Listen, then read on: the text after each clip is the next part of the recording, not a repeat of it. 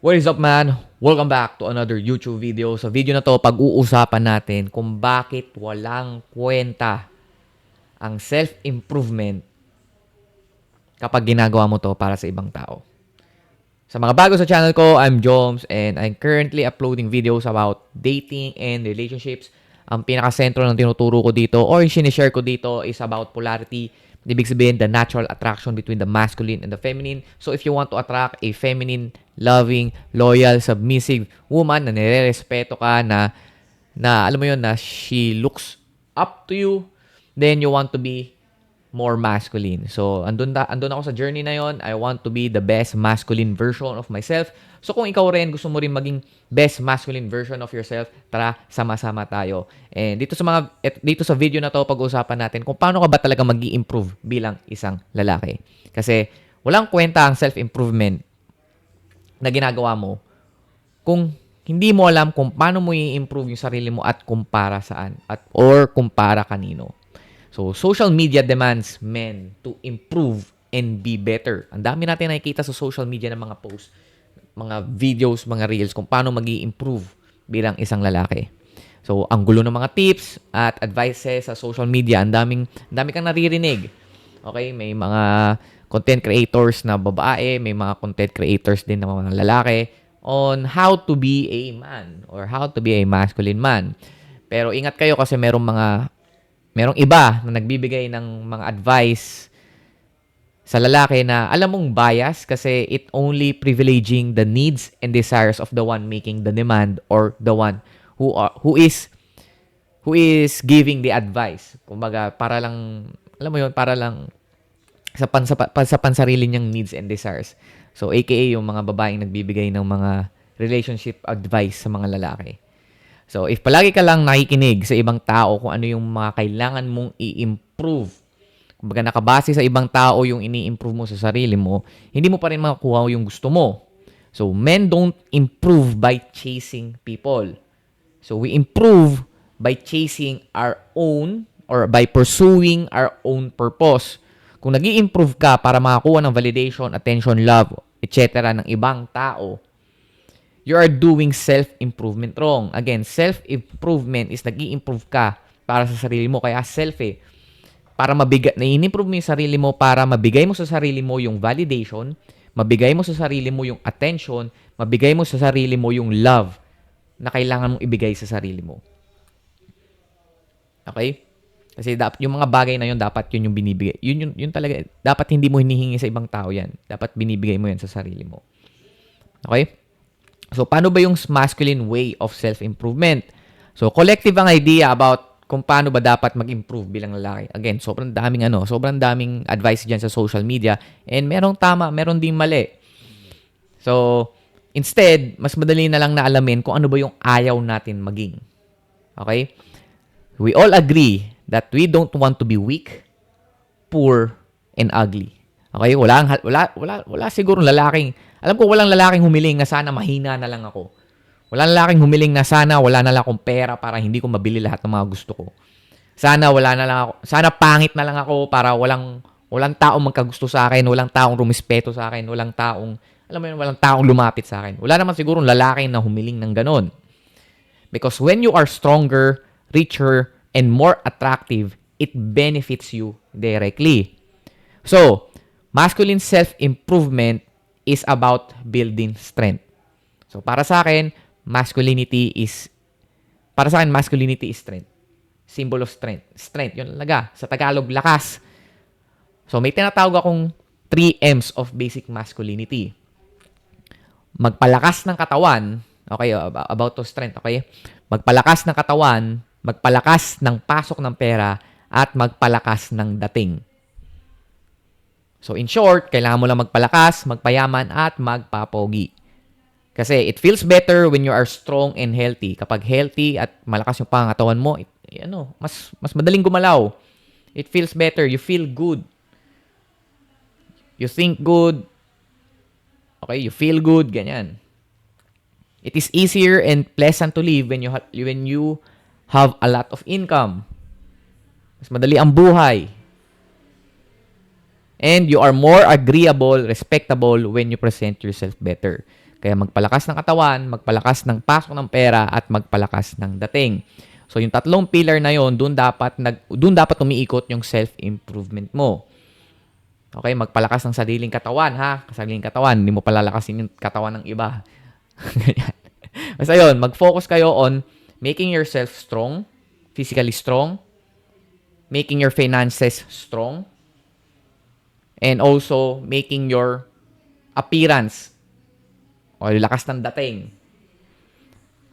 So, sobrang useful ng 3M's sa'yo. So, madali lang yun. Again, 3M's, 3M. Magpalakas, magpayaman, magpapogi. Kasi kung meron ka nito, useful ka din sa ibang mga lalaki at mas attractive ka din sa mga babae. Kumbaga, ang primary effect nito is directly sa'yo.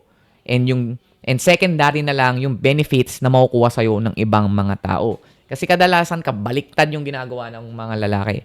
Na nag-i-improve sila, nagpapayaman sila para makakuha ng attention and validation. Okay, in which hindi yun benefit sa iyo. Kasi paano kung hindi ka makakuha ng attention and validation sa ibang mga tao? Eh di wala din, hindi rin useful yung pag-i-improve mo ng sarili mo. Kumbaga nakatali ka pa rin sa opinion ng iba, nakatali ka pa rin sa sinasabi ng iba. Mas nakikinig ka pa sa kanila kaysa sa sinasabi ng sarili mo. So self-improvement is having yung bilang lalaki, you want to have yung freedom. Okay, kung kayo din gusto niyo yung freedom. Ako kasi for me, ang taas ng value sa akin ng having freedom, yung kaya kong bilhin yung lahat ng gusto ko, kaya kong makuha lahat ng gusto ko. Kasi we all, bilang lalaki, sa masculine energy, we crave freedom. Okay? So we pursue things that we think that will give us freedom. Kaya nga lalaki yung mga sundalo kaya kaya nakikipaglaban sila para sa freedom ng kanilang country, di ba? Freedom! Mga ganun. Okay? So, kapag meron kang 3M's, this greatly influence your quality of life. Okay? And you will also be useful to your community and the society. Kumbaga, sobrang napapaganda nito yung quality of life mo, yung lifestyle mo, the way you live yourself. Again, more freedom for you. Kaya mong magtrabaho kahit saan, kaya mong bilhin kahit anong gusto mo, kaya mong makuha yung mga gusto mo if you improve yourself do sa tatlong pillar na yun, sa 3M's na yun. So, and also, you will also be useful sa community and society. Kumbaga, meron ka pa ring impact o meron ka ambag doon sa mundo, dito sa mundo. So, para sa akin, ganito dapat yung masculine personal improvement. Ang primary benefit nito is para sa'yo.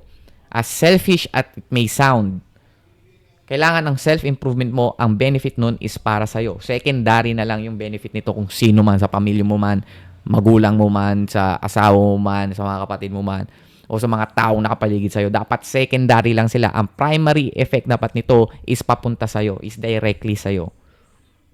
Okay, huwag kang mag-self-improve para sa ibang mga tao. Okay? At then, hindi ka rin magiging fulfilled. Hindi mo rin mararanasan yung freedom. Okay?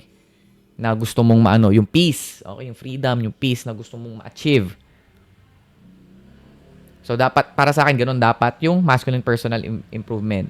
Primary benefit nito sa'yo, tapos may impact, tapos as a secondary effect or second order effect, may ambag ka din sa mundo, na-impact mo din sa yung mga sa paligid mo. Kumbaga, sa sobrang puno mo, okay, you're overflowing of love for yourself, you're overflowing. Kumbaga, sobrang puno ka na ng pagmamahal sa sarili mo na kaya mo nang mag-share. Kumbaga, yung puno, yung sobra, kaya mo nang ibigay sa mga tao na kapaligid mo. Kumbaga, pati sila, nararamdaman nila yung effect ng ginagawa mo para sa sarili mo. Nawalan tayo ng ilaw. Yan, meron tayo extra. So, yun. So, magagawa mo to when you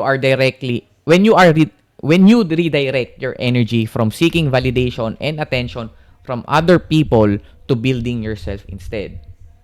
So, in Tagalog, kung magse-self-improve ka, spend your time, energy, or even money on building yourself. So, wag kang yung energy mo dapat nakatutok kung paano mo i-improve yung sarili mo, hindi para sa kung ano yung sasabihin ng iba. Hindi para makuha mo yung validation or attention ng iba. Kasi kapag ginawa mo yun, mag-shift yung energy mo. Kunwari, if you redirect your energy from seeking validation and attention from other people to building yourself instead, kapag ginawa mo yun, mag-shift yung energy mo. Tataas na yung standards mo kasi mataas na yung standard mo sa sarili mo. Alam mo yung worth mo, makikita mo yung worth mo. Alam mo kung ano yung mga actions, mga behaviors na worthy. Okay? Na worthy ng attention mo, na worthy ng time mo. Kasi may value na yung time and energy mo. Hindi mo basta-basta binibigay. Gaganda din yung mga opportunities na makukuha mo. Not only sa dating, but also sa career, so sa health, so everything na opportunities, sa lahat ng opportunities sa buhay mo. So, mag-i-improve din yung network and circle mo. So, dahil mataas na yung energy mo, mataas na yung standards sa sarili mo, pinapresenta mo ng maigi yung sarili mo, makakahanap ka na ng mga kaibigan na nasa same frequency mo o nasa same energy mo. So, magkakaroon ka din ng sense of freedom and sense of peace of mind. Ganyan. So, that's why always compare yourself sa version mo kahapon o sa old version mo. Never compare yourself sa ibang tao. Huwag mo ikukumpara yung sarili mo sa akin. Okay? Kung titingin ka man sa ibang tao, gamitin mo lang sila as energy, as inspiration. Yun lang yun. Huwag mo ikukumpara yung sarili mo sa akin. Okay? Hindi ko kinukumpara yung sarili ko sa ibang mga tao. Kinukumpara ko lang yung sarili ko sa mga versions ko before, sa version ko kahapon. Okay? So, 3 lang ang kailangan mong gawin. Magpalakas, magpayaman, at magpapogi. Hindi para sa ibang tao, kundi para sa sarili mo. So, yun lang. So, that's it for this video. Hopefully, natulungan kayo ng video na to on ano ba talaga yung magiging focus mo when it comes to self-improvement. Kasi magja-January na. Okay? So, dapat nga mag-start ka na ngayon para may momentum ka na papuntang January. So, yun. Magpalakas, magpayaman, at magpapogi. Any advice na nagsasabi sa'yo na nagpo-promote bilang weak o nagpo-promote bilang para maging broke ka, or nagpo-promote na, alam mo yun, na wala ka na lang gawin kasi wala ka ng pag-asa kasi pangit ka. It promotes weakness. And huwag ka makikinig sa mga ganong advice kasi, again, yun nga, it promotes weakness. Makinig ka lang sa mga advice that promotes strength. So, yun lang. Hopefully, you enjoyed this video. Like, comment, and subscribe. If gusto mo pa ng more videos dito sa channel ko, merong sinuggest si YouTube. Okay? Na another video. Ito, panoorin mo na lang yan.